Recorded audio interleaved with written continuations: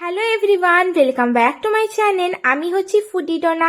আশা করি সবাই ভালো আছেন, আমিও ভালো আছি। তো আজকে চলে এসেছি আবারও একটা নতুন রেসিপি নিয়ে, সেটা হচ্ছে চালের রুটি। তো আমরা কম বেশি তো নানান রকমের রুটি খেয়েছি, তো চালের রুটি কি খেয়েছেন? যদি খেয়ে থাকেন তাহলে একটু কমেন্টে বলবেন। তো চলুন স্টার্ট করি কিভাবে চালের আটা রুটি তৈরি হয় এবং কিভাবে এত সুন্দর গোল প্লাস নরম তুলতুলে আর খেতেও অসাধারণ খেতে। তো আমার তো খেতে খুব ভালো লাগে, আপনাদের কি ভালো লাগে? যদি ভালো লেগে থাকে তাহলে ভিডিওটি একটি লাইক করে দেবেন এবং প্লিজ আপনাদের সাপোর্ট ছাড়া আমি কিন্তু অসম্পূর্ণ।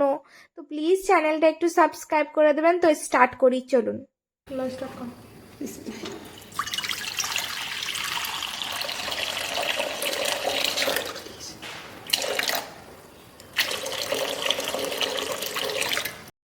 তো ফার্স্টে একটা কড়াই বসিয়ে নিয়েছি এবং যতটা আমার জলের প্রয়োজন ততটা জল নিয়ে নিয়েছি এবং 1.5 চামচের মতো লবণও দিয়ে দিয়েছি স্বাদ অনুযায়ী। এবং এটা হচ্ছে চালের আটা, দেখতে পাচ্ছ আমি একটা ভিডিওতে দেখিয়েছিলাম যে আমাদের চালের আটা হাঁড়িতে রাখা হয় অনেক দিন ধরে ভালো থাকবে বলে। তো চালের আটাটা কত সুন্দর হয়ে আছে দেখতে পাচ্ছ এখনো। এই দেখো গরম জলটাও হয়ে গেছে। তো এটা কোনো পরিমাপ নেই, তো যে যেমন আর কি আটা নেবেন বা আপনি যে যে রকম রুটি করতে চাচ্ছেন তো সেই রকম অনুযায়ী জলটা নেবেন আর খুমিটাও সেই অনুযায়ী করবেন। খুমিটা যতক্ষণ না শক্ত হচ্ছে ততক্ষণ আটা দিতেই থাকবো। আমার যতটা আটার প্রয়োজন ছিল বা খুমির প্রয়োজন ছিল সে অনুযায়ী আমি আটার পরিমাণটা নিয়ে নিয়েছি। তো আপনাদের যতটা রুটি করার দরকার থাকবে সেই অনুযায়ী জলও নিতে পারেন এবং আটাও নিতে পারেন। তো আমার একটু বেশি প্রয়োজন ছিল কারণ আমাদের ফ্যামিলি মেম্বার একটু বেশি, তো সেই অনুযায়ী আমরা আটাটাও বেশি নিয়েছি। বড় প্লেটের মতো নিয়ে নিয়েছি, এর মধ্যে আমি রেখে দেবো এটাকে ঠান্ডা করার জন্য। এবার খুন্তিতে করে আটাগুলোকে ফেলিয়ে নিতে হবে। তো চারিদিকে আমি আটাগুলোকে ফেলিয়ে নিচ্ছি। এবার কিছুক্ষণের জন্য ফ্যানের তলায় এটাকে ঠান্ডা করতে রেখে দেবো। তারপর এটাকে ভালো করে আটাটাকে মালিশ দিতে হবে।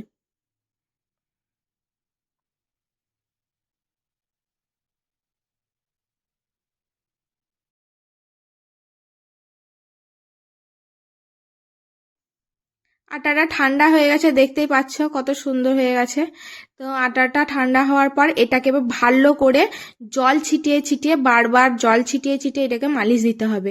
ভালো করে মালিশ দিলে কি হবে, তোমার যখন রুটিটা তুমি বানাবে তখন না রুটির চারিদিকটা ফাটবে না, ফেটে যায় যদি ভালো তুমি মালিশটা ভালো যদি না হয় তাহলে রুটির চারিদিক সাইডগুলো কিন্তু ফেটে যায়। তো দেখতেই পাচ্ছ কত সুন্দর নরম। তুমি যত জল দিয়ে ভালো করে মাখাবে বা সানবে তত রুটি তোমার সফট হবে। ভালো করে জলের ছিটা দিয়ে দিয়ে বারবার আটাটাকে ভালো করে সেনে নিতে হবে। অনেকক্ষণ ধরে সানতে হবে, প্রায় 10 মিনিটের মতো তোমাকে সানতে হবে। যেহেতু আটার পরিমাণটা আমাদের বেশি আছে সেহেতু 10 মিনিট লাগবে। তো কত সুন্দর গোল হয়ে গেছে দেখতেই পাচ্ছ, ছানাটা খুব ভালো হয়েছে। এবার এটাকে দুভাগ করে নিতে হবে। হাতে আটাগুলো যাতে না লেগে যায় সেই জন্য একটুকু হাতটা জলে ডুবিয়ে নিলাম। এরপর এটাকে যেভাবে লিচি কাটতে হয়, লুচি করার সময় যেভাবে লিচি কাটতে হয় সেভাবে লিচি কেটে নিতে হবে।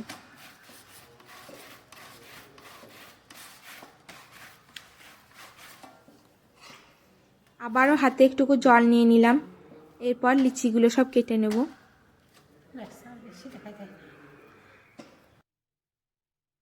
লিচিগুলো কাটার পর এইটাকে ভালো করে এইভাবে গোল করে নেব। সবগুলো গোল করা হয়ে গেছে, এবার এইটাকে জোল্লা তৈরি করব। জোল্লা বা জুল্লা বলে, আমি জানি না এটা আপনারা কি বলেন, আমাদের সবাই এটাকে জুল্লা বলে। তো এইভাবে আটাতে ডুবিয়ে কত সুন্দর করে করছে দেখছেন। এই রেসিপিটা কিন্তু আমার মা করেছে, তো কত সুন্দর বানাচ্ছে দেখতে পাচ্ছেন। আমার এটা দেখতে খুবই ভালো লাগে আর খুবই সুন্দর দেখতে হয়।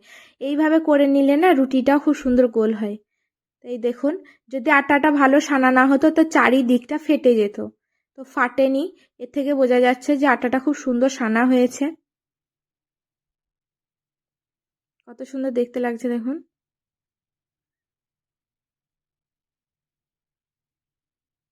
একে একে সবগুলো এবার জোলা করে নিব প্রথমে। তারপর জোলা করার পর এইগুলোকে পিড়ি বেলুনে করে আমরা বেলে নেব। এরপর রুটিগুলো সব একে একে বেলে নেবো আমরা। কত সুন্দর বেলা হচ্ছে দেখতেই পাচ্ছেন।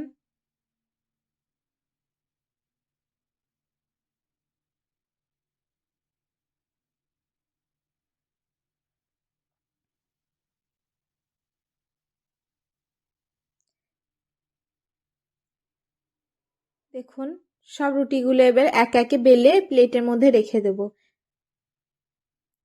আপনারা কে কে এই চালের রুটি খেতে ভালোবাসেন আমাকে একটু বলবেন প্লিজ। আমার না চালের আটা রুটি খেতে খুবই ভালো লাগে নর্মাল রুটির থেকে। চালের আটা রুটি খুবই সফট হয়, খুবই নরম এবং পাতলাও হয়। এগুলো মাংসের ঝোলের সঙ্গে, যে কোনো রকম হালুয়া বা মিষ্টির সঙ্গে খেতে অসাধারণ লাগে। এরপর একটা তাওয়া নিয়ে নিয়েছি এবং তাওয়ার মধ্যে রুটিগুলো এবার একে একে সব সেঁকে নেব। আমরা ফার্স্টে রুটিগুলো বেলে নিই, দিয়ে একটা প্লেটের মধ্যে রেখে দিয়ে তারপরে রুটিগুলো একে একে সেঁকে নিই। কারণ একদিকে রুটি করা আর সেঁকা একটুকু আমার মনে হয় যেন টাফ হয়। কারণ হচ্ছে অন্যান্য রুটিগুলো করা হয়, কিন্তু চালের রুটি একটা নরম জিনিস তো, মানে আমার হয় না সেই রকম। তো রুটিগুলো কত সুন্দর সেঁকে নিচ্ছি, দেখতেই পাবেন কত সুন্দর ফুলবে। রুটি আপনারা সবাই জানেন যে আটা যত সুন্দর সানা হবে তত সুন্দর রুটি ফুলবে। ভালো করে এপিট ওপিট ভালো করে সেঁকে নিতে হবে।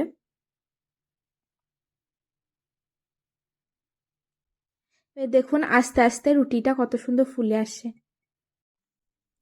কত সুন্দর লাগছে, কত সুন্দর ফুলে উঠেছে। এবার রুটিগুলো একটা ফুটো ফুটো গামলা যেগুলো হয় তার মধ্যে রেখে দেবো। এবার একে একে সব রুটিগুলোই ভালো করে আমরা সেঁকে নেব। দেখছেন সব রুটিগুলি কত সুন্দর ফুলছে, মানে আটাটা খুব সুন্দর মালিশ দেওয়া হয়েছে। এই দেখুন ফুটো ফুটো গামলার মধ্যে রুটিগুলো রেখে দিয়েছি যাতে রুটির তলাগুলো না ঘামে। একে একে সব রুটিগুলোই সেঁকা হয়ে গেছে। এটা দেখতেই পাচ্ছেন আমার রুটি রেডি হয়ে গেছে।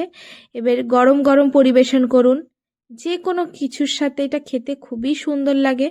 আমরা তো এটাকে সাধারণত মাংস হালুয়ার সাথে খাই, তো এটা হচ্ছে চানার ডালের হালুয়া, চিকেন কষা আর সুজির হালুয়া নিয়েছি। মিষ্টি নোনতা সবের সাথে চালের আটা রুটি চলে।